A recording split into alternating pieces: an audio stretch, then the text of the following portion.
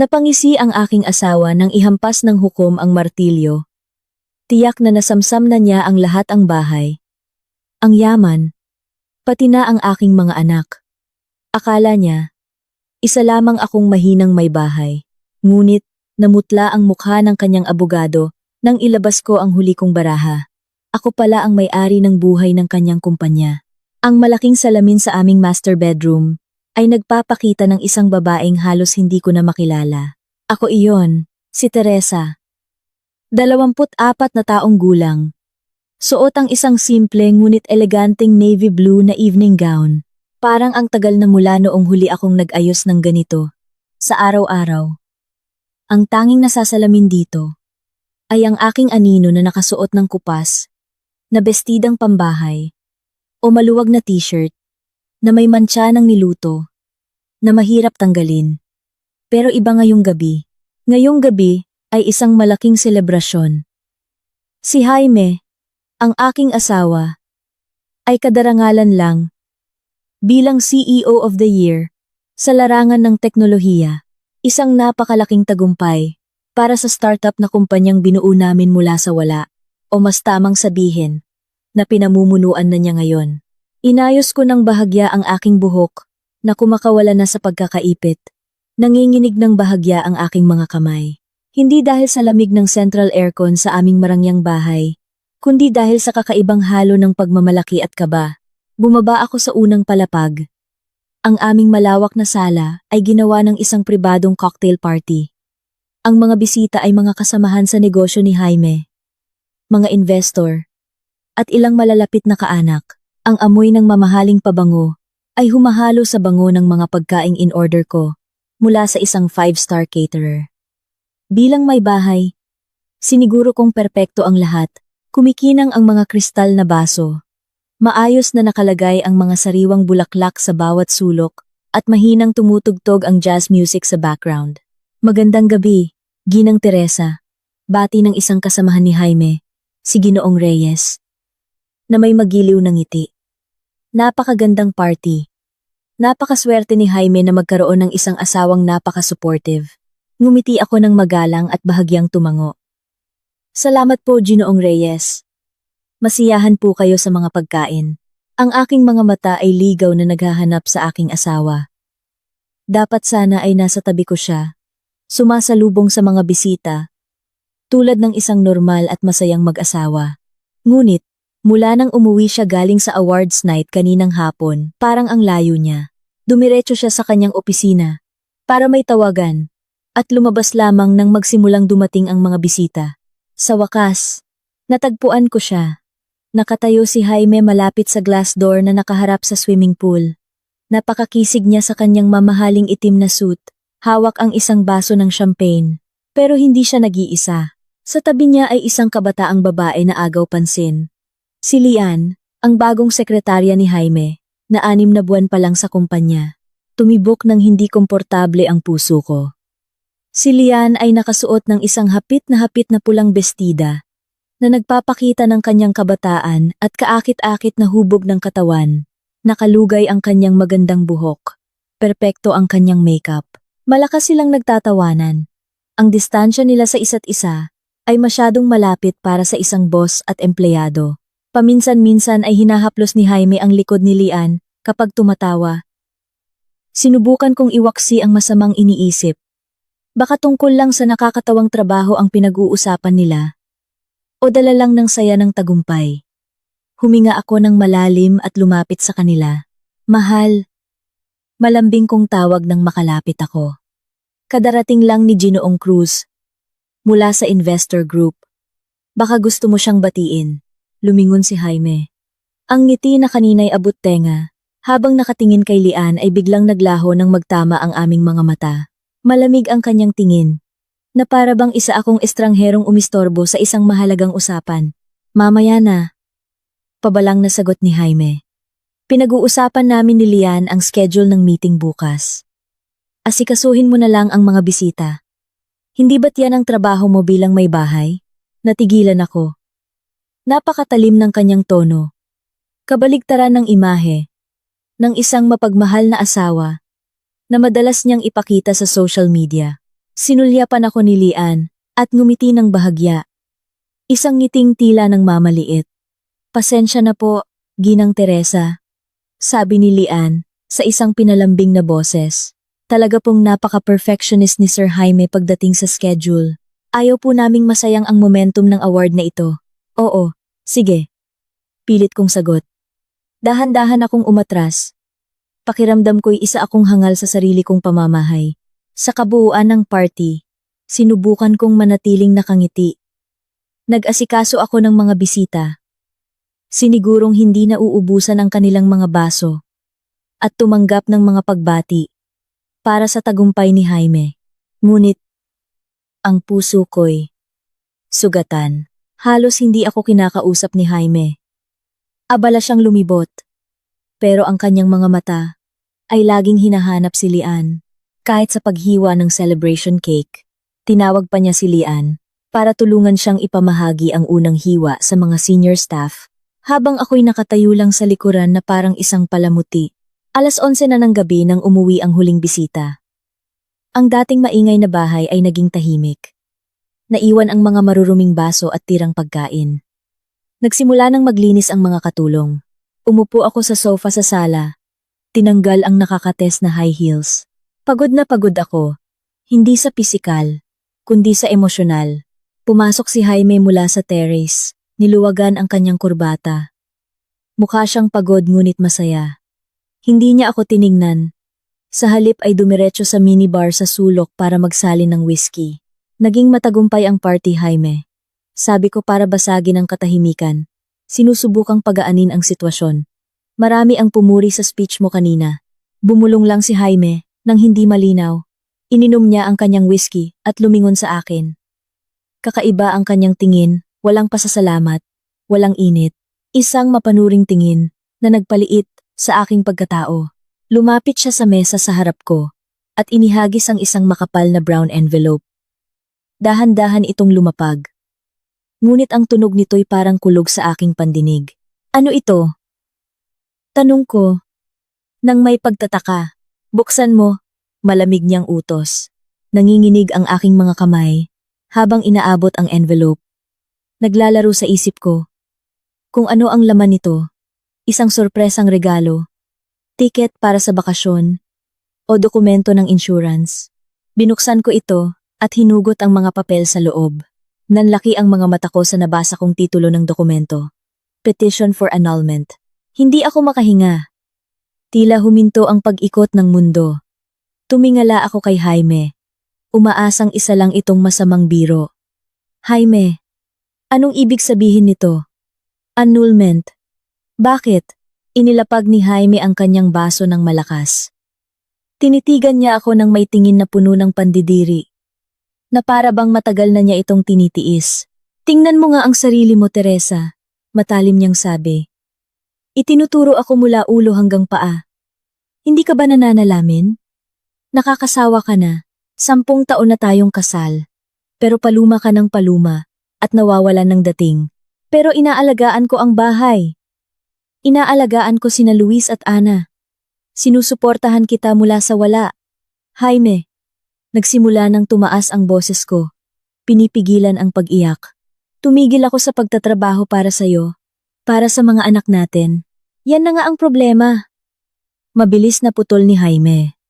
Tumigil kang umunlad. Samantalang ako na ngayon ang CEO of the year. Lumilipad ako ng mataas, Teresa. Kailangan ko ng kasamang ka-level ko. Isang babaeng kayang makipag-usap tungkol sa negosyo, sa innovation, na kayang maging kaakit-akit sa tabi ko, sa mga international gala dinner. Hindi isang babaeng puro pambahay, amoy bawang, at laging reklamo sa budget ng palengke. Bumuhos ang aking mga luha. Nadurog ang puso ko sa mga salitang lumabas sa bibig ng lalaking minahal ko ng mahigit 10 taon. Ang lalaking nangako, naaalagaan ako noong nagpa siya akong maging full-time housewife. Dahil ba doon? Dahil hindi ako glamorous? O dahil ba kay Lian? Tanong ko. Naglakas loob na banggitin ang pangalan. Ngumisi si Jaime. Si Lian ay matalino. Ambisyosa siya. Naiintindihan niya ang mundo ko. Siya ang refleksyon ng hinaharap ko. Samantalang ikaw ang nakaraan na pabigat lang. Aminin mo na.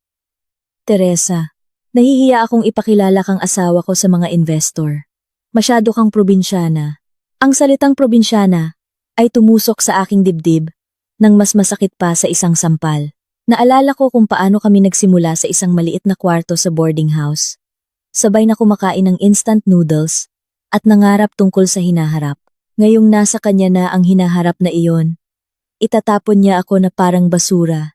Ayokong makipaghiwalay. Mahina ngunit mariin kong sabi. Kailangan ng mga bata ang ama nila. Maaayos pa natin ito. Buo na ang desisyon ko. Yumuko si Jaime. Inilapit ang mukha sa akin.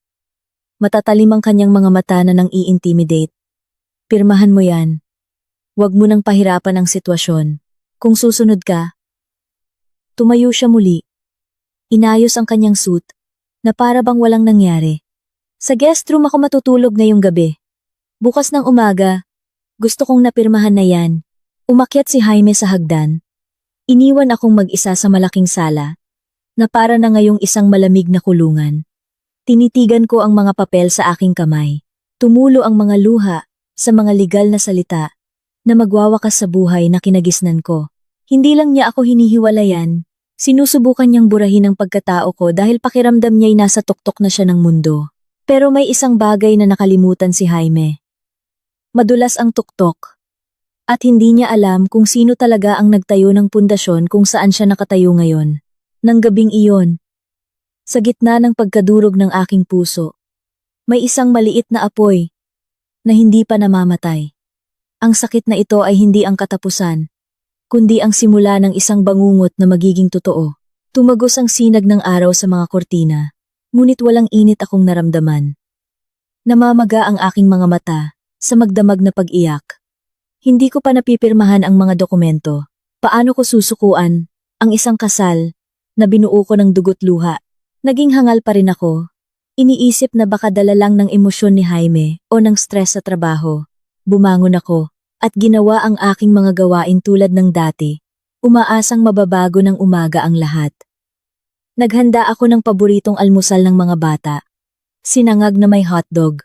Si Luis, ang panganay kong 10 taong gulang. At si Ana, ang bunso kong 6, ay bumaba na inaantok pa. Mami, nasaan si Daddy? Tanong ni Ana, habang ngumunguya ng chichirya. Si Daddy, baka maaga siyang umalis papuntang trabaho. Anak, pagsisinungaling ko. Hindi ko kayang sabihin na sa guest room natulog ang kanilang ama, at sinusubukan nitong paalisin ang kanilang ina. Matapos ihatid ang mga bata sa eskwela, balak kong pumunta sa supermarket para sa buwan ng grocery na paubos na. Sinubukan kong maging normal. Ngunit, nang nasa cashier na ako, na may cart na puno ng mga bilihin, tiningnan ako ng cashier. Nang may pag-aalinlangan, matapos iswipe ang aking debit card. Ma'am Teresa, yung card niyo po, declined. Mahinang sabi ng cashier. Ha? Imposible. Pagtutol ko. Marami pa yang laman. Subukan mo ulit, miss. Sinubukan niya ulit. Ganoon pa rin. Declined.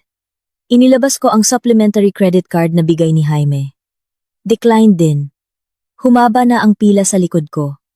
Nagsimula ng magbulungan ang mga tao. Nag-init ang mukha ko sa hiya. Sorry po, ma'am. Mukhang na-block po mula sa bangko. Sabi ulit ng cashier. Biglang nag-vibrate ang cellphone ko. Isang text mula kay Jaime. Huwag kang umasang makakagamit pa ng pera ko hanggat hindi mo pinipirmahan ang mga papeles. Simula pa lang yan, Teresa. Nanginginig ang aking mga kamay. Napilitan akong ipakancel lahat ng pinamili at lumabas ng supermarket na walang dala. Tinitiis ang matinding kahihiyan. Seryoso talaga si Jaime. Pinutol niya ang aking pinagkukunan ng pera. Gusto niya akong paralisahin para wala akong ibang pagpipilian kundi sumuko. Habang pauwi, walang tigil ang pagring ng cellphone ko. Galing sa biyenan ko. Sinagot ko ito. Umaasang makakakuha ng suporta. Hello po, ma. Walang hiya kang babae ka. Sigaw ng biyenan ko mula sa kabilang linya bago pa ako makatapos bumati. Nagkuwento na sa akin si Jaime. May sira ka pala sa ulo. Ano po? Anong ibig niyong sabihin, ma? Itinabi ko ang sasakyan. Litong-lito. Huwag kang magkunwari, sabi ni Jaime. Madalas ka raw mag-hysterical sa bahay. Mayroon ka palang postpartum depression na hindi gumaling-galing, di ba? Kaya pala hindi na makatiis si Jaime. Delikado ka para sa mga apo ko. Paninira po yan, ma. Nagsisinungaling si Jaime. Sa ngalan ng Diyos. Malusog po ako. Sigaw ko sa pagkabigo. Basta. Walang baliw na aamin. Basta, huwag kang lalapit sa mga apo ko hanggang hindi ka gumagaling. Kawawa naman si Jaime. Nagpapakahirap magtrabaho. Tapos baliw pala ang napangasawa. Pinutol niya ang tawag. Humagulgol ako sa loob ng kotse. Hindi lang pera ko ang pinutol ni Jaime. Sinisira niya rin ang aking pagkatao. Nagkakalat siya ng lason sa aming pamilya para walang kumampi sa akin. Ang paratang na may sakit ako sa pag-iisip ay napakasama. Ginamit niya ang mild depression na naranasan ko noong ipinanganak si Ana, na matagal nang gumaling, bilang sandata para sabihing wala ako sa katinuan. Pagdating ko sa bahay, isang truck ang nakaparada sa tapat ng gate. Kinabahan ako. Ang aming guwardiya, na dati magiliw, ay nakatingin na sa akin ng may pag-iingat, na para bang isa akong kriminal. Sa terrace, nakatayo si Jaime. Nakakrus ang mga braso. Sa tabi niya, ay dalawang malalaking maleta ko, na basta na lang inilapag sa sahig. Jaime, anong ibig sabihin nito? Sigaw ko habang tumatakbo papalapit sa kanya. Ayaw mong pumirma, di ba? Didaanin natin sa dahas. Patag na sagot ni Jaime. Umalis ka sa bahay ko ngayon na. Ang magamakan,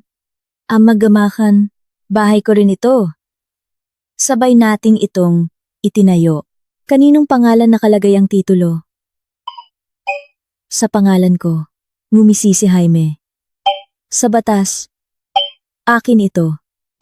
At dahil may sira ka sa ulo, at posibleng makasakit sa mga bata, kumuha na ako ng bagong yaya para sa kanila. Hindi ka na pwedeng tumira dito. Baliw ka. Nasaan ang mga bata? Gusto kong makita ang mga anak ko. Sinubukan kong pumasok, pero sinenyasan ni Jaime ang guwardiya. Hinawakan ng guwardiya ang aking braso. Bitawan mo ako. Gusto kong makita sina Luis at Ana. Sigaw ko. Sakto namang dumating ang school bus ng mga bata. Bumaba sina Luis at Ana, na may masayang mukha. Pero nawala ang kanilang mga ngiti nang makita ang mga maleta at ang kanilang inang hawak ng guwardiya habang umiiyak. Mami! Sigaw ni Ana. Tumatakbo papunta sa akin. Ana, huwag kang lalapit sa mami mo. Sigaw ni Jaime. Nahawakan niya ang maliit na katawan ni Ana bago pa ako mayakap nito. Daddy, bakit umiiyak si mami? Bakit may mga maleta? Tanong ni Luis. Nalilito at natatakot. May sakit ang mami niyo, Luis. Kailangan niyang magpagamot. Hindi muna siya pwedeng tumira sa atin. Sabi ni Jaime, sa isang pinalungkot na boses. Hindi stable ang mami niyo. Baka masaktan kayo. Sinungaling. Nagsisinungaling si Daddy. Sigaw ko. Bumubuhos ang mga luha. Luis. Ana. Hindi may sakit si mami. Mahal na mahal kayo ni mami. Masama si Daddy kay mami. Ilabas niyo na siya ngayon. Utos ni Jaime sa guwardiya. Mami, huwag kang umalis. Humahagulgol si Ana. Nagpupumiglas sa hawak ni Jaime. Ang iyak ng bunso ko ay pumipilas sa aking puso. Si Luis ay nakatayo lang. Tumutulo ang luha sa kanyang mga pisngi. Nakatingin sa akin ng may di maipaliwanag na tingin. Kinaladkad ng guwardiya ang aking mga maleta palabas ng gate at marahan akong itinulak. Pasensya na po, Ginang Teresa. Utos po ni Sir. Bulong niya. Dahan-dahang isinara ang mataas na bakal na gate sa harap ko. Mula sa siwang, nakita ko si Jaime na hinihila ang mga bata papasok sa bahay. Ang iyak ni Ana na, Mommy! Mommy! Ay naririnig ko pa bago tuluyang isara ang pinto ng bahay. Biglang dumilim ang langit, na para bang nakikiramay. Nagsimulang pumatak ang ulan. Nakatayo ako sa bangketa sa tapat ng marangyang bahay, na dati kong ipinagmamalaki, dala lamang ang 2 maleta ng mga lumang damit. Walang laman ang pitaka ko, patay ang mga credit card ko, at wasak ang pangalan ko. Walang dumadaang taxi. Hindi ko magamit ang ride-hailing app dahil 0 ang balanse ko.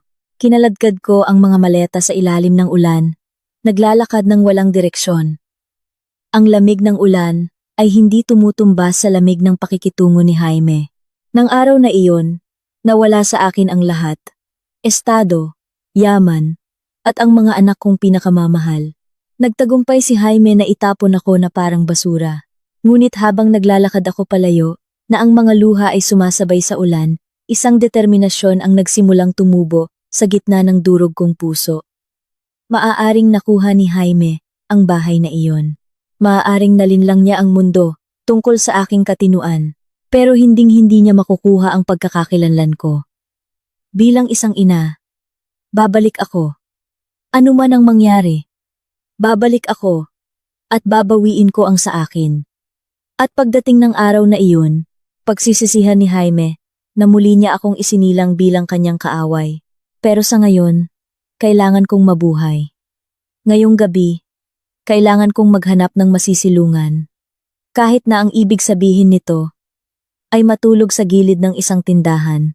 Ako, si Teresa, asawa ng CEO of the Year, ay isa ng palaboy sa parehong lungsod, kung saan sinasamba na parang hari ang aking asawa.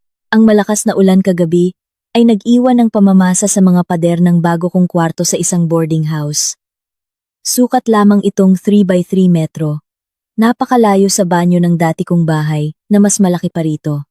Dito, sa isang siksikan at maingay na sulok ng lungsod, sinimulan ko ang bago kong buhay. Wala nang malambot na kutsyon na parang sa 5-star hotel. Ang narito ay isang manipis na foam na lundo na sa gitna na nagpapasakit sa aking likod tuwing umaga. Ang amoy kulob na may halong amoy ng luto ng kapitbahay ay naging natural na air freshener na kailangan kong masanay. Isang linggo na, mula nang palayasin ako. Paubos na ang pera sa aking pitaka. Ang singsing pangkasal. At isang pares ng hikaw na diamante ang tanging alahas na nadala ko ay naisang lako na. Hindi gaanong malaki ang halaga dahil mura pa ang ginto noong binili ko ito at alam ng may-ari ng sanglaan na kailangan ko ng pera kaya tinawaran niya ng masama. Pero wala akong pagpipilian. Kailangan ko ng pera para sa 3 buwang advance sa upa at pambili ng pagkain. Kinaumagahan, suot ko ang pinakamaganda kong puting polo na gusot na.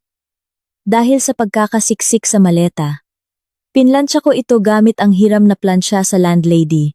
Sinusubukang magmukhang presentable. Ngayon ang schedule ko para sa isang job interview sa isang maliit na startup company. Ito ang una kong interview. Matapos tanggihan o balewalain ang 12 ng aplikasyon na ipinadala ko online. Naupo ako sa malamig na waiting area. Napapaligiran ng mga aplikanteng nasa early 20s. Mga sariwa ang kanilang mukha, puno ng sigla, at nag-uusap tungkol sa mga bagong terminolohiya sa teknolohiya, na kahit naiintindihan ko, ay parang banyaga sa aking dila. Tinitingnan nila ako, nang may pagtataka. Marahil nagtatanong kung bakit may isang babaeng nasa 30s, na nag-apply para sa isang junior programmer position. Ginang Teresa, tawag ng receptionist. Pumasok ako sa interview room, na kumakabog ang dibdib. Sa harap ko ay isang HR manager, na siguro'y 5 taon na. Mas bata sa akin. Binabasa niya ang aking CV, na nakakunot ang noo. Ginang Teresa, nakikita ko rito na napakaganda ng inyong educational background. Cum laude mula sa isang kilalang universidad. Halos perpekto ang GPA. Sabi niya nang hindi tumitingin sa akin. Pero tama ba ito? Ang huli ninyong work experience ay 10 taon na ang nakalipas. Tumango ako. Pinipisil ang aking mga kamay. Opo, sir. Pagkatapos kong ikasal, nagpasya akong mag-focus sa pamilya. Pero kahit nasa bahay, sinusubaybayan ko pa rin ang pag-unlad ng teknolohiya. Mabilis po akong matuto. Inilapag niya ang papel sa mesa at huminga ng malalim, na para bang nasasayang lang ang oras niya sa akin. Ganito po kasi, ma'am. Ang mundo ng teknolohiya ay segundo ang bilis ng pagbabago. Ang 10 taon na bakante ay katumbas na ng isang siglo sa industriyang ito. Ang mga programming language na alam ninyo noon ay baka mga sinaunang artifact na ngayon. Alam ko po ang Python, sir. Naiintindihan ko rin ang basic cloud architecture, mabilis kong depensa. Iyon ang pundasyon ng sistemang ginagamit ni Jaime. Kaya alam kong may kaugnayan pa ako para sa isang junior position. Kailangan namin ng fresh, energetic, at handang mag-overtime hanggang umaga. Pasensya na po, ma'am.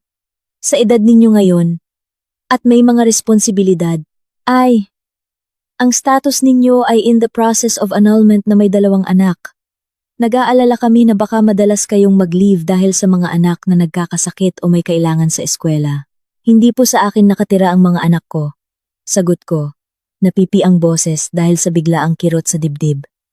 Kaya kong mag-focus sa trabaho. 200%. Pasensya na po, Ginang Teresa. Naghahanap po kami ng kandidatong mas angkop sa aming dynamic na company culture.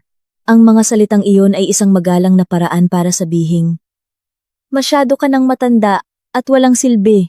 Lumabas ako ng gusali na parang wala sa sarili.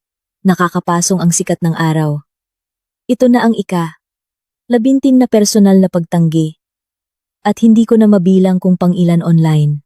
Ang mundo ng trabaho ay hindi pala magiliw sa isang may bahay na sinusubukang bumalik.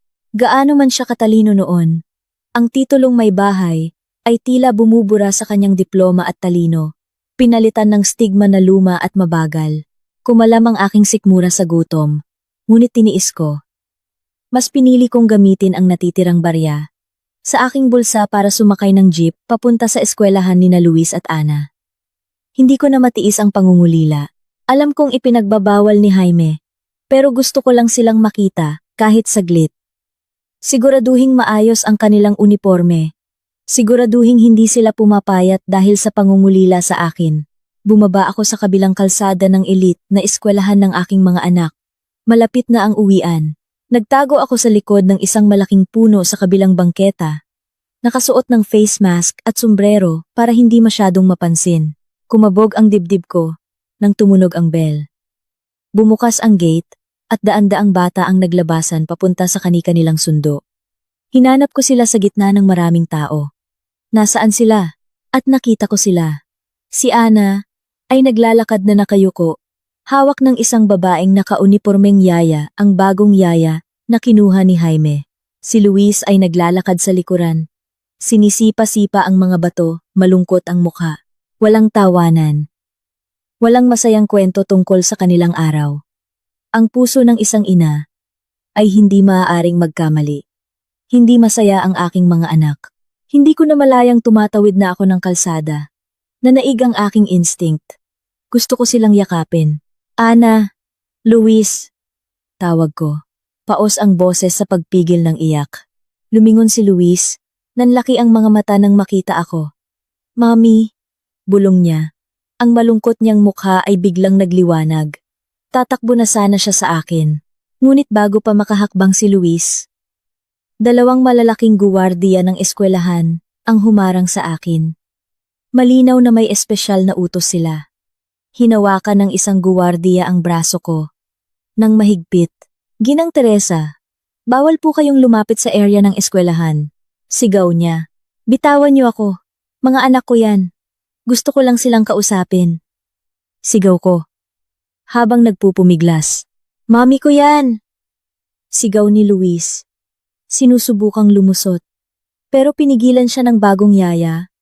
At mabilis na isinakay sa kararating na sasakyan. Manong, alis na po, bilis! Sigaw ng yaya sa driver. Nakita ko ang mukha ni Ana na nakadikit sa bintana ng kotse. Umiiyak at tinatawag ako. Mami! Umalis ang sasakyan. Dala ang kalahati ng aking kaluluwa. Nanghina ako. Hindi na kinaya ng mga paa ko ang aking katawan. Napaupo ako sa mainit na aspalto. Umalis na po kayo dito, ma'am, o tatawag kami ng pulis. May mahigpit na utos po si Sir Jaime. Huwag po kayong gumawa ng gulo dito. Banta ng guwardiya. Itinutulak ako palayo na para bang isa akong pulubing nakakasira ng tanawin. Tinitingnan ako ng ibang mga magulang nang may pandidiri at awa. Tingnan mo yung baliw na yan. Marahil ang nasa isip nila. Siguradong kumalat na ang tsismis ni Jaime sa kanila. Tumayo ako gamit ang natitirang lakas, hinihila ang mga paa palayo sa eskwelahan. Tuyo na ang aking mga luha, napalitan ng isang nakakatakot na pakiramdam ng kawalan. Naglakad ako ng walang patutunguhan. Sa maalikabok, na lansangan ng lungsod, ayokong umuwi sa masikip na kwarto. Hindi ko namalayan, dinala ako ng aking mga paa sa dati kong unibersidad. Ang lugar kung saan dati akong may malalaking pangarap. Ang lugar kung saan dati akong kilala. Bilang isang bituin, hindi bilang basura. Umupo ako sa isang bench malapit sa library. Ang paborito kong tambayan noon. Kumakalam ang sikmura ko. Pero mas nangingibabaw ang sakit ng puso.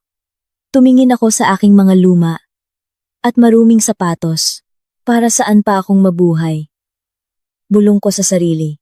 Nagsimulang pumasok ang ideya ng pagsuko. Panalo na si Jaime. Nasa kanya ang pera, kapangyarihan, at ngayon, ang mga anak. Wala akong laban. Teresa Gomez. Isang malalim at may awtoridad na boses ang tumawag sa akin. Nagulat ako at tumingala. Sa harap ko ay isang lalaking may edad na. Puti na lahat ang buhok. Ngunit matikas pa rin ang tindig. Nakasuot siya ng desenteng barong Tagalog at may hawak na makapal na libro. Nanliit ang aking mga mata. Sinusubukang kilalanin ang lalaki. Professor De Leon? Ito ang dati kong thesis advisor. Ang terror professor na kinatatakutan ng lahat, pero siya rin ang pinakahumanga sa akin. Siya ang nagbigay sa akin ng uno sa aking thesis. Tinitigan ako ni Professor De Leon na may malalim na kunot sa noo. Sinuri niya ang aking anyo, mula sa magulo kong buhok hanggang sa marumi kong sapatos. Mukha siyang gulat, na para bang hindi makapaniwalang makita ang dati niyang paboritong estudyante sa ganitong kalagayan. Diyos ko, Teresa! Anong nangyari sa'yo, Hija? Tanong niya. Malambot ang boses, puno ng pag-aalala. Nabalitaan kong naging CEO of the Year ang asawa mo. Akala ko'y namumuhay ka ng marangya sa isang palasyo. Ang tanong na iyon ang nagpabagsak sa huli kong depensa. Sa harap ng aking academic father figure, hindi ko na kayang magpanggap na malakas.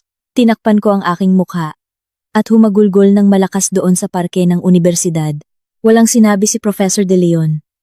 Umupo lang siya sa tabi ko, nagbigay ng sapat na distansya, at iniabot ang kanyang panyo. Hinayaan niya akong ilabas lahat ng pait na isang linggo, nang nabubulok sa aking dibdib. Nang humupa ang aking pag-iyak, ikinuwento ko ang lahat maikli. Siksik at masakit, tungkol sa panloloko ni Jaime, sa pagpapalayas, sa paninirang may sira ako sa ulo, at sa hindi ko pagkakita sa mga anak, dahil wala akong pera. Nakinig si Professor De Leon ng mabuti. Tumigas ang kanyang panga nang ikuwento ko ang pag-angkin ni Jaime na hindi na kami ka-level. Hindi ka-level, pabulong niyang sabi. Ngumisi si Professor De Leon. Ang batang yan, si Jaime, naaalala ko siya. Isang estudyante sa business management. Napasang-awa ang mga grado. At madalas mangopya ng assignment mo, di ba? Ngumiti ako ng mapait. Hari na siya ng teknolohiya ngayon, Prof. Hari ng teknolohiya. Inulit ni Professor De Leon, nang may pangmamaliit na tono. Tinitigan niya ako ng matalim. Teresa, hindi ka pa kumakain, di ba? Sumama ka sa akin sa faculty canteen. May mahalaga tayong pag-uusapan. Palagay ko'y may nakalimutan kang napakahalagang bagay tungkol sa inyong nakaraan. Sumunod lang ako sa kanya, na parang sisiw na nawalan ng inahin. Hindi ko alam kung ano ang ibig niyang sabihin. Pero sa unang pagkakataon sa loob ng isang linggo, may isang taong tumingin sa akin hindi nang may pandidiri, kundi nang may paggalang. At iyon ay nagbigay sa akin ng kaunting dahilan para huwag sumuko sa araw na ito. Mas tahimik ang faculty canteen kumpara sa kantin ng mga estudyante. Naamoy ang bango ng bagong timplang kape. In-orderan ako ni Professor De Leon ng isang platong special sinangag at isang basong mainit na tsaa. Kumain ako ng mabilis. Binaliwala ang hiya. Dahil sa gutom.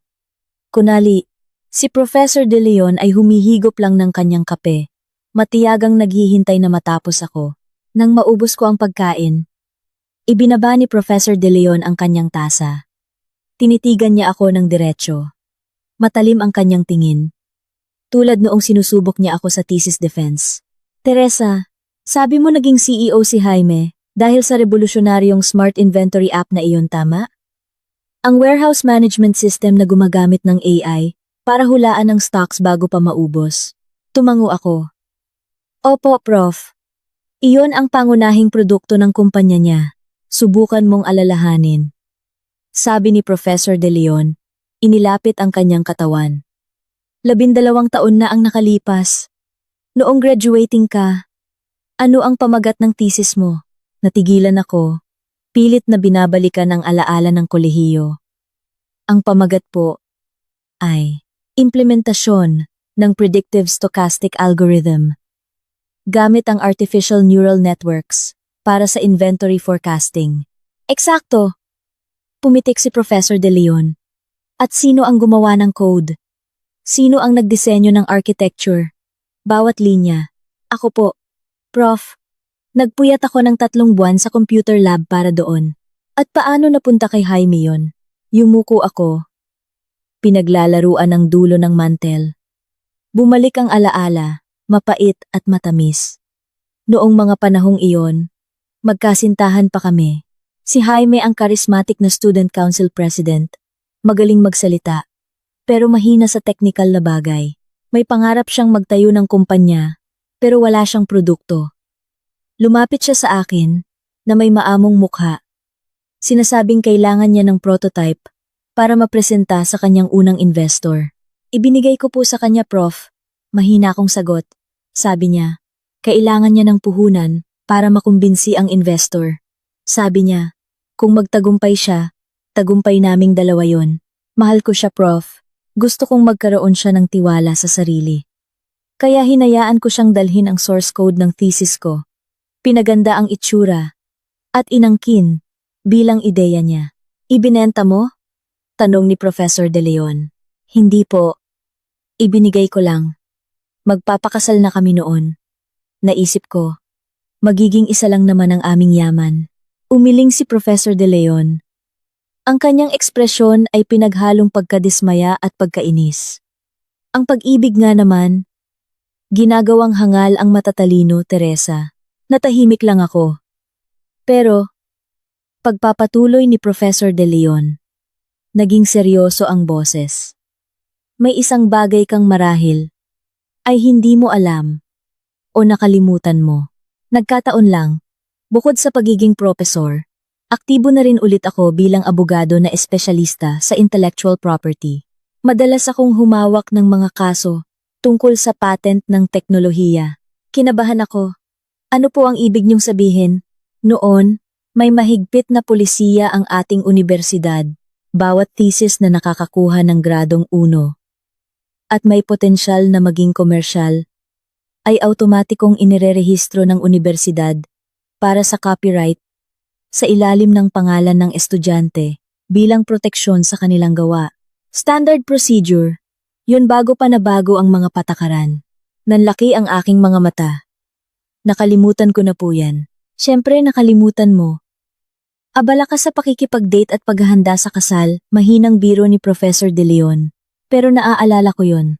Dahil ako ang pumirma sa rekomendasyon para sa pagpaparehistro nito sa Intellectual Property Office of the Philippines. Ang tanong ngayon, pumirma ka ba ng anumang dokumento na naglilipat ng copyright o nagbibigay ng exclusive license kay Jaime o sa kanyang kumpanya sa harap ng isang notaryo? Sinubukan kong alalahanin. Sa panahon ng aming pagsasama, madalas magpapirma si Jaime ng mga dokumento tax, bangko, insurance. Pero tungkol po sa paglilipat ng copyright, parang wala po, Prof. Lagi niyang sinasabi na, atin ito. Kaya hindi na niya naisip na kailangan pa ng formal na kasulatan.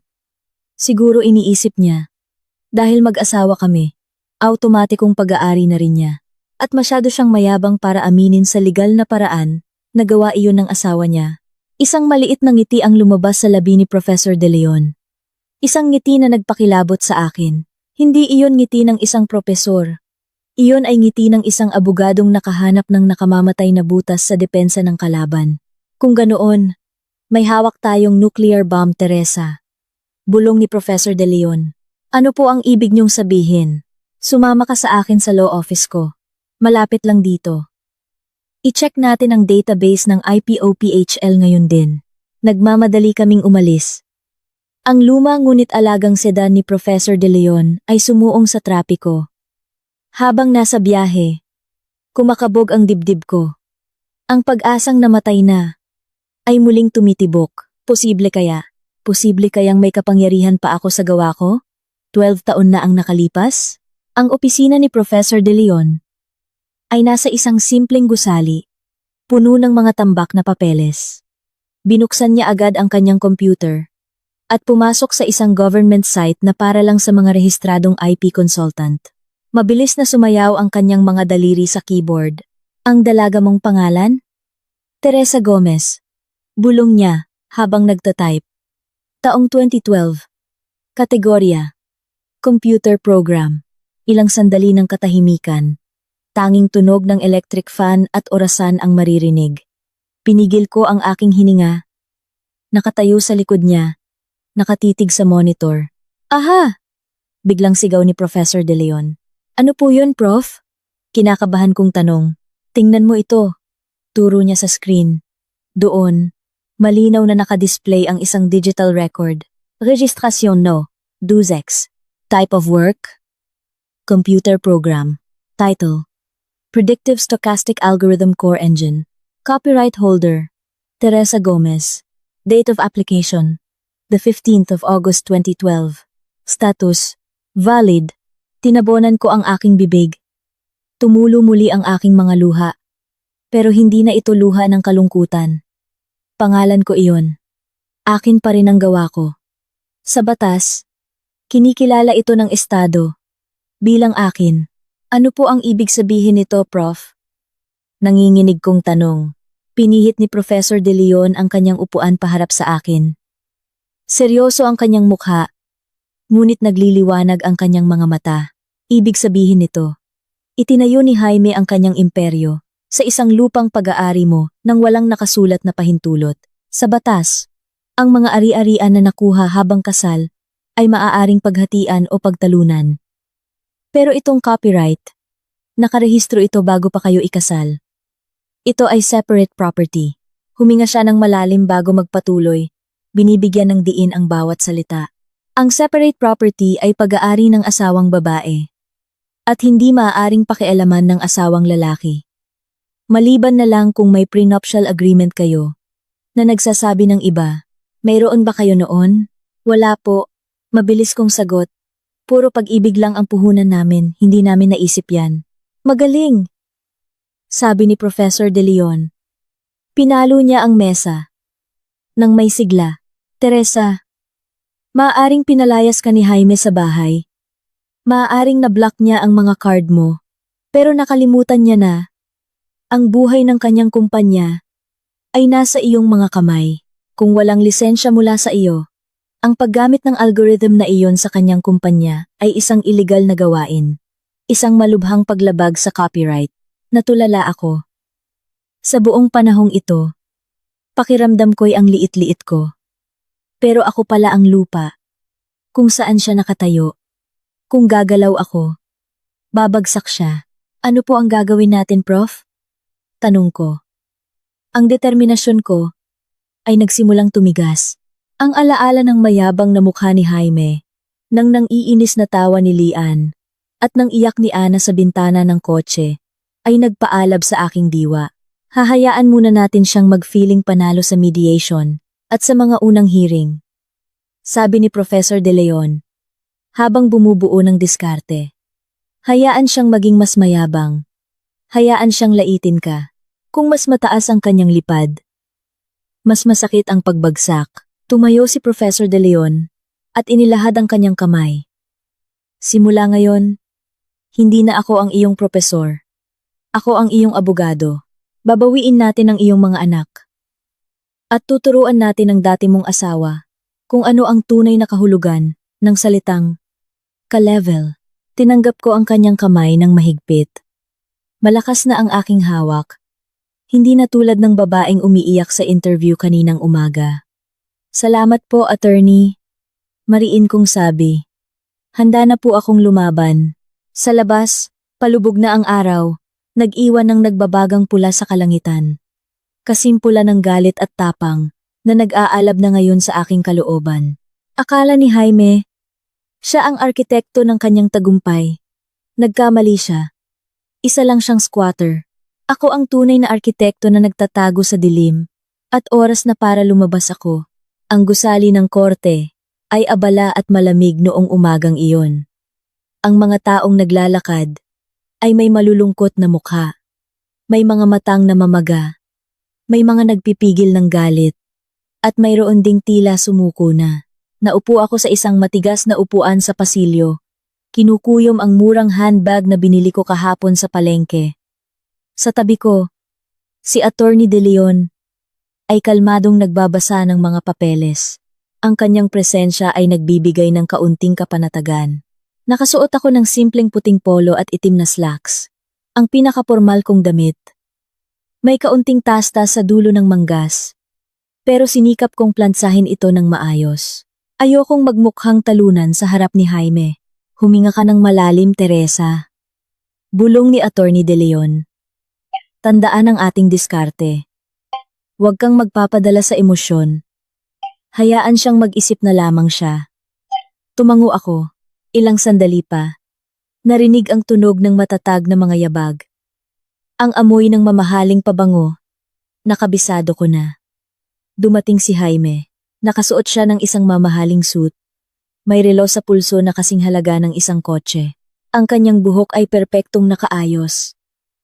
Mukha siyang modelo ng isang business magazine. Ngunit ang nagpainit ng dugo ko ay hindi lang ang kanyang hitsura. Sa likod niya ay si Lian. Kampanteng naglalakad. Suot ang isang modernong bestida. At may bitbit na mamahaling bag. Hindi siya pumasok sa mediation room. Pero umupo siya sa tapat ko. Nang magtama ang aming mga mata, ngumiti siya ng may pang-aasar. Isang ngiti ng tagumpay. Bilisan natin ito. Oras ay pera. Mayabang na sabi ni Jaime. Habang dumadaan sa amin nang hindi man lang lumingon. At pumasok sa mediation room. Sumunod kami ni Attorney De Leon. Sa loob, isang babaeng mediator ang naghihintay. Magandang umaga, Ginoong Jaime Ginang Teresa. Ang layunin ng mediation na ito ay humanap ng solusyon. Baka sakaling mailigtas pa ang pagsasama ninyo. Diretsuhin na natin, ma'am. Bastos na putol ni Jaime. Wala akong balak makipagbalikan. Pinal na ang desisyon ko. Ang asawa kong ito ay hindi na competent bilang kasama sa buhay, lalo na bilang isang ina. Kinuyom ko ang aking mga kamao sa ilalim ng mesa. Competent. 10 taon ko siyang inalagaan mula sa wala. Nakaraan na yon, Teresa. Huwag kang mamuhay sa nakaraan, sabi ni Jaime. Winawagayway ang kanyang kamay. Pag-usapan natin ang negosyo. Mabait akong tao. Kahit wala kang ambag sa kumpanya ko ngayon, bibigyan pa rin kita ng konting pera. Inilabas ni Jaime ang kanyang checkbook. Mabilis siyang nagsulat, pinunit ang tseke, at itinulak ito papunta sa akin. Sinulyapan ko ang halaga. 50,000 piso. Para sa isang ordinaryong tao, malaking halaga na iyon. Pero para kay Jaime, na ang kumpanya ay nagkakahalaga ng bilyon-bilyon, ito ay isang insulto. Pang-awa yan, sabi ni Jaime. Sapat na para makapagsimula ka ng maliit na negosyo. Magbenta ka ng cake, o kung anuman, ang kondisyon, pirmahan mo ang compromise agreement na ito para sa annulment natin, at isuko mo sa akin nang buo ang kustodiya ng mga bata. Tinitigan ko ang tseke. At pagkatapos, ay si Jaime. Ang sakit ay napalitan ng malamig na pandidiri. Akala mo ba kalakal ang mga anak natin? Nanginginig kong tanong. Hindi ko kailangan ng pera mo, Jaime. Kunin mo lahat ng yaman mo. Ang bahay, kotse, stocks lahat. Isa lang ang hinihiling ko. Ang kustodiya ni na Luis at Ana. Tumawa si Jaime. isang malakas na tawa. Teresa, Teresa, tanga ka ba o nagtatanga-tangahan? Kukunin mo ang mga bata? Anong ipapakain mo sa kanila? Bato?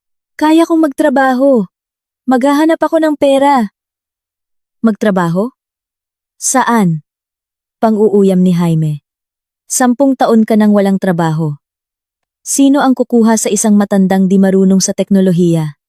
Magiging katulong ka? Kawawa naman ang mga anak ko kung maghihirap sila kasama mo. Sa bahay ko, may sarili silang kwarto, may aircon, mabilis na internet. Mayaya, international school. Sa'yo, baka sa isang masikip na kwartong puno ng ipis sila matulog. Ang mga salita ni Jaime ay tumama sa aking puso dahil may bahid ito ng katotohanan. Pero ang pagmamahal ng ina ay hindi nasusukat sa material na bagay. Kailangan nila ang kanilang ina. Jaime, nakita ko sila kahapon, hindi sila masaya. Mag-adjust din sila. Sagot ni Jaime. Ganito na lang. Kung ipipilit mo ang kustodiya, sisiguraduhin kong wala kang makukuhang ni isang kusing. Matatalo ka sa korte. Mas mahal ang abogado ko. Mas malawak ang koneksyon ko. Madudurog ka. Si Attorney De Leon, na kanina patahimik, ay inilagay ang kanyang kamay sa aking braso. Tumingin siya kay Jaime ng mahinahon. Ginoong Jaime, tinatanggihan ng aking kliyente ang inyong alok. Itutuloy namin ito sa korte. Ngumisi si Jaime. Minamaliit si Attorney De Leon. Ito pala ang libre mong abogado. Itong matandang ito. Sige, magsayang kayo ng oras. Tinitiyak kong pagsisisihan ninyo. Tumayo si Jaime, kinuha ang tseke, at pinunit ito sa harap ko. Wala ka ng pagkakataon, Teresa. Huwag ka nang umasa ng awa. Lumabas siya ng kwarto. Sa labas, narinig ko ang boses ni Lian. Kumusta, mahal? Ayos na? At sumagot si Jaime. Matigas ang ulo. Hayaan mo siyang magdusa. Nanghina ako. Tumulo ang mga luhang pinipigilan ko. Attorney De Leon, paano na to? Tama siya. Wala akong pera para labanan siya. Inayos ni Attorney De Leon ang kanyang mga papeles.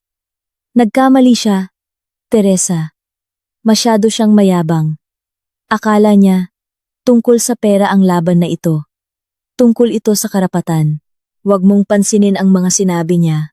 Hayaan siyang maniwala na panalo na siya. Pinunasan ko ang aking mga luha. Ang imahe ni na Luis at Ana ang nagbigay sa akin ng lakas. Maaaring may bilyon-bilyon si Jaime. Pero wala siyang puso at isinusumpa ko. Papatunayan ko na ang puso ng isang ina ay mas malakas kaysa sa anumang imperyo ng negosyo. 2 linggo ang lumipas. Ngayon ang hearing para sa kustodiya ng mga bata. Ang courtroom ay mas nakakatakot. Sa kabilang panig, si Jaime ay may 3 abogado. Sa panig ko, kami lang ni Attorney De Leon ang nagsasakdal. Iharap ang inyong mga ebidensya. Sabi ng hukom. Tumayo ang pangunahing abogado ni Jaime. Your Honor, mayroon kaming hindi matututulang ebidensya na ang aking kliyente, si Ginang Teresa, ay may hindi matatag na emosyonal na kondisyon at mapanganib para sa mga bata. Ipinasa niya ang isang flash drive. Ilang saglit pa, isang audio recording ang pinatugtog. Tumahimik ka, naiinis ako. Huwag mo akong guluhin. Umalis ka dyan. Boses ko iyon. Lahat ay nakatingin sa akin. Napatanga ako. Iyon ay isang recording mula 3 taon na ang nakalipas. Nagluluto ako. At may isang pusang ligaw na pumasok sa kusina. Sumigaw ako para itaboy ang pusa. Hindi para sa mga bata. Pero ang recording ay pinutol at inedit. Sinungaling! Inedit yan! Sigaw ko. Your Honor, patuloy ng abogado, isa lang po yan sa maraming halimbawa.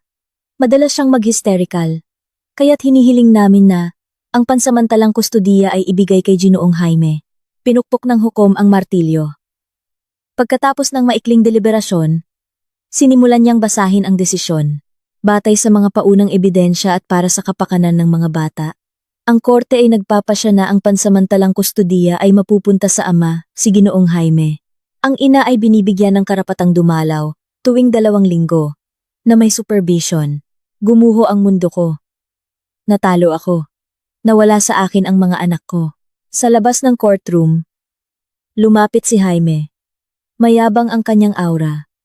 Inabot niya ang isang asul na folder. Sinabi ko na sa'yo. Diba? Hindi ka mananalo. Malamig niyang sabi. Pirmahan mo na to. Isang kasunduan. Itinaas ko na ang alok ko sa 100,000 piso. Pirmahan mo na lang. Kinuha ni Attorney De Leon ang folder at binasa. Nanliit ang kanyang mga mata sa isang partikular na section. Binasa niya ito ng malakas. Clause 14.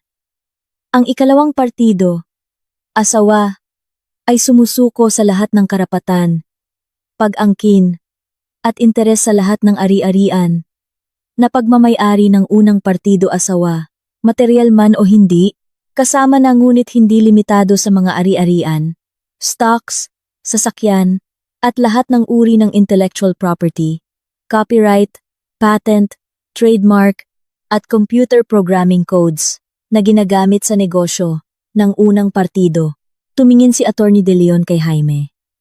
Napaka-espesipiko naman ng clause na ito, Ginoong Jaime. Mukhang nag-aalala po kayo sa intellectual property. Bahagyang nagbago ang ekspresyon ni Jaime. Standard draft lang yan. Ng mga corporate lawyer ko. Para walang aberya sa hinaharap. Mag-go public na ang kumpanya ko. Kailangan ng mga investor ng kasiguraduhan. Lumingon si Jaime sa akin. Pirmahan mo na, Teresa. Kunin mo ang 100,000 at makikita mo pa rin ang mga bata. Kung hindi, sisiguraduhin kong tuluyan kang mawalan ng karapatan sa kanila. Kaya kong magbayad ng mga psychiatrist para sabihing may permanent mental disorder ka. Nanginig ako sa takot. Alam niya. Alam niyang sa akin ang code. Kaya niya isiniksik ang clause na iyon. Ang takot niya ang aming kumpirmasyon. Tumingin ako kay Attorney De Leon. Ngumiti siya.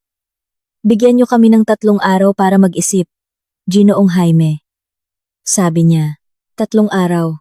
Kapag hindi na pirmahan, wala na ang alok na 100,000, sabi ni Jaime bago umalis. Attorney, bakit po tayo humingi ng oras? Tanong ko, dahil kakalabas lang niya ng kanyang baraha. Teresa, matalim na sabi ni Attorney De Leon. Ang Clause 14 ay patunay na alam niyang hindi ligtas ang posisyon niya. Takot siya. Hahayaan nating isipin niyang sumuko ka na. Sa huling hearing, dadating tayo dala ang ating atomic bomb. Kung kailan niya iniisip na panalo na siya, doon natin pasasabugin ang lupang kinatatayuan niya. Muling nag-alab ang apoy sa aking dibdib. Maaaring nakuha ni Jaime ang mga anak ko ngayon. Ngunit nagkamali siya.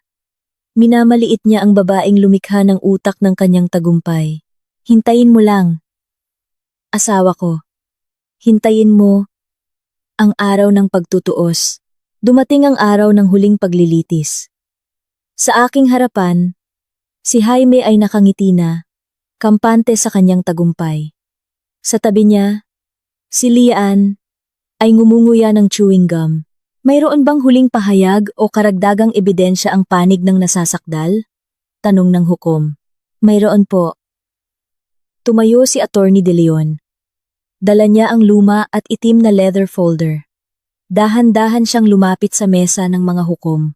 Hindi po namin tututulan ang kalagayang pinansyal ng aking kliyente sa kasalukuyan. Sabi ni Attorney De Leon, na ikinagulat ni Jaime. Hindi rin kami magpapatugtog ng mga dramatikong audio recording. Binuksan ni Attorney De Leon ang folder at inilabas ang isang pirasong papel na nakalaminate. Luma na ito, na may opisyal na selyo ng gobyerno. Your Honor, ang kasong ito ay nakabatay sa palagay na ang aking kliyente, si Ginang Teresa, ay walang kakayahang pinansyal. Inaangkin din ng nagsasakdal na ang lahat ng kanyang ari-arian, kasama ang kanyang kumpanya, ay bunga ng kanyang sariling paghihirap. Ibinigay ni Attorney De Leon ang dokumento sa hukom. Ngunit, ang ebidensyang ito ay magbabago ng lahat. Kinuha ng hukom ang dokumento. Inayos ang salamin. Nagbago ang kanyang ekspresyon. Mula sa pagiging seryoso tungo sa pagkabigla. Ipinakita niya ito sa ibang mga hukom. Abogado ng nagsasakdal, lumapit at suriin ang ebidensyang ito, utos ng hukom. Lumapit ang abogado ni Jaime, na may pangmamaliit ng ngiti. Ngunit nang makita niya ang dokumento, nawala ang kanyang ngiti. Nanlaki ang kanyang mga mata. Namutla siya. Nagsimulang manginig ang kanyang mga kamay. Anong problema? Bulong ni Jaime. Naiinip. Lumingon ang kanyang abogado. Takot ang itsura. Sir, halos pabulong niyang sabi. Patay tayo, sir. Anong patay? Ano yang papel na yan? Ito po ay Certificate of Copyright. Nanginginig na sagot ng abogado. Na may petsang 12 taon na ang nakalipas. Sa pangalan ni Teresa Gomez.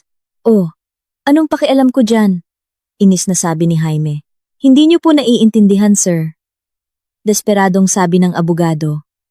Ang certificate na ito ay nagpoprotekta sa source code. Sa core algorithm ng kumpanya ninyo. Nakarehistro ito bago pa kayo ikasal. Natigilan si Jaime. Nawalan ng kulay ang kanyang muka. Ang ibig sabihin po, pagpapatuloy ng abogado, ang buong sistema ng kumpanya nyo ay ninakaw. Kung totoo ang dokumentong ito, wala po kayong karapatan sa teknolohiyang ibinebenta nyo. Si Ginang Teresa, siya po ang may-ari ng buhay ng kumpanya ninyo. Narinig ang bulungan. Sa buong silid. Tumingin si Jaime sa akin. Hindi na mayabang, kundi may takot at pagkalito. Abogado ng nagsasakdal. Matigas na tanong ng hukom. Tinututulan ba ninyo ang bisa ng dokumentong ito ng Estado? Hindi makapagsalita ang abogado. Alam niyang katapusan na ito. Si Jaime ay napasandal sa kanyang upuan. Ang babaeng pinalayas at inalipusta niya ay ang may hawak pala ng susi sa kanyang buong buhay. Tinitigan ko siya ng malamig. Sa isip ko, sinabi ko, maligayang pagdating sa impyernong ikaw mismo ang gumawa. Mahal kong asawa. Ang kapalaran ay biglang umikot at si Jaime ay nasa ilalim, handa ng magulungan. Ang sitwasyon sa korte ay tuluyang nagbago. Muling tumayo si Attorney De Leon. Your Honor, ayon sa copyright law, ang gawang ito ay separate property dahil nilikha ito bago pa ang kasal. Dahil dito, si Ginoong Jaime ay walang anumang karapatan dito. At ang mas mahalaga, ang aking kliyente, si Ginang Teresa, bilang nag-iisang may-ari ng copyright, ay nagpapahayag na. Lumingon siya sa akin. Tumayo ako. Diretsyong tinitigan si Jaime.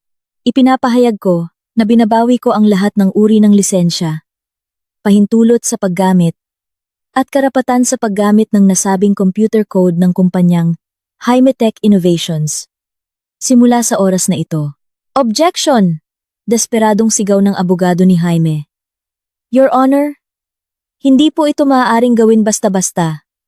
Magdudulot ito ng bilyon-bilyong pagkalugi. Hindi na po yan problema ng kliyente ko. Kalmadong sagot ni Attorney De Leon. Problema na yan ng isang magnanakaw na nahuling gumagamit ng ninakaw na gamit. Biglang tumayo si Jaime at hinampas ang mesa. Teresa, huwag kang maging baliw. Sisirain mo ang kinabukasan ng mga anak natin. Kinabukasan ng mga anak natin? Sarkastiko kong tanong. Hindi ba't sinabi mong hindi ko sila kayang buhayin? Heto, binabawi ko na ang puhunan ko. Kung walang code na yan, Jaime, isa ka lang nagbebenta ng gamot, na naubusan na ng gamot. Walang laman ang kumpanya mo. Ipinag-utos ng hukom ang 1 oras na recess. Sa labas ng courtroom, hinabol ako ni Jaime. Teresa, teka! Hinawakan niya ang aking braso. Mabilis itong tinabig ni Attorney De Leon. Hindi ka seryoso, di ba? Namumula ang mga mata ni Jaime. Kapag pinatay mo ang sistema, babagsak ako. Malulugi ako ng husto. Iyan ang kahihinatnan, Jaime? Sagot ko. Biglang tumunog ang telepono ni Jaime. Sinagot niya ito. Ano? Down ang server? Bakit? May nag-activate na script? Lalong namutla si Jaime. Ngumiti ako ng bahagya. Ang kill switch na itinanim ko sa code noon pa man. Hindi yan maaayos, Jaime. Sabi ko. Ang susi niyan ay nasa utak ko lang. Nabitawan ni Jaime ang kanyang telepono. Basag ang screen. tulad ng kanyang ego. At kinabukasan, Lian! Sigaw niya. Tawagan mo ang mga investor. Pero umatras si Lian. Pasensya na Sir Jaime. May bigla po akong family emergency. Ayoko pong masangkot sa kaso. Nagre-resign na po ako. Mabilis na umalis si Lian. Naiwang tulala si Jaime. Lumapit si Attorney De Leon. Ang payo ko sir, ibalik mo na ang mga bata kay Ginang Teresa ngayon din at maghanda ka sa negosasyon para sa danyos. Kung hindi, kulungan ang bagsak mo. Iniwan namin si Jaime na nanginginig. Sa loob lang ng isang oras, nawala sa kanya ang asawa, anak, kabit, at kaharian. Sa labas ng korte, sumilip ang araw. Kamusta ang pakiramdam, Teresa? Tanong ni Attorney De Leon. Huminga ako ng malalim. Pakiramdam ko po, kagigising ko lang sa isang mahabang bangungot. At ngayon, handa na po akong sunduin ang mga anak ko.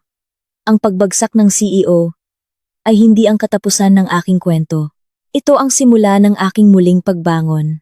6 na buwan, makalipas, ang sikat ng araw ay tumatagos sa malaking bintana ng aking opisina. Hindi na ito ang masikip na sulok sa kusina, kundi ang CEO's office sa pinakamataas na palapag ng isang skyscraper sa Makati. Nakaupo ako sa isang komportableng leather chair, pumipirma ng mga dokumento para sa business expansion sa Southeast Asia. Sa mesa, nakasulat ang Teresa Gomez, CEO, Founder. Hindi naging madali. Ang unang 3 buwan ay impyerno.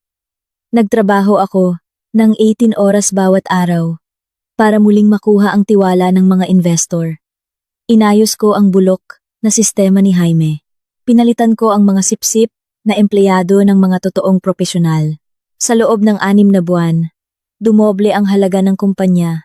Ma'am Teresa, sabi ng sekretarya ko sa intercom, may bisita po kayo. Pinipilit po kayong makita. Ang dati niyo pong biyanan. Huminga ako ng malalim. Papasukin mo. Pumasok ang dati kong biyanan, hindi na mayabang. Mas matanda ang itsura, may dalang lalagyan ng pagkain. Teresa, mahina niyang sabi. Pinagdalhan kita ng paborito mong adobo. Salamat po. Ilagay niyo na lang po dyan. Sagot ko. Ano po ang kailangan niyo? Umiyak siya. Teresa, tulungan mo si Jaime. May sakit siya. Nakatira sa isang maliit na apartment na inuupahan. Marami siyang utang. Bigyan mo naman siya ng kaunti. Anak ko siya, Teresa. Tinitigan ko siya. Ginang Sandoval. Mahinahon kong sabi. Si Jaime ay isang lalaking 38 anyos. Kailangan niyang panagutan ang kanyang mga ginawa. Hindi ko siya idinimanda sa aming ari-arian. Sapat na yon.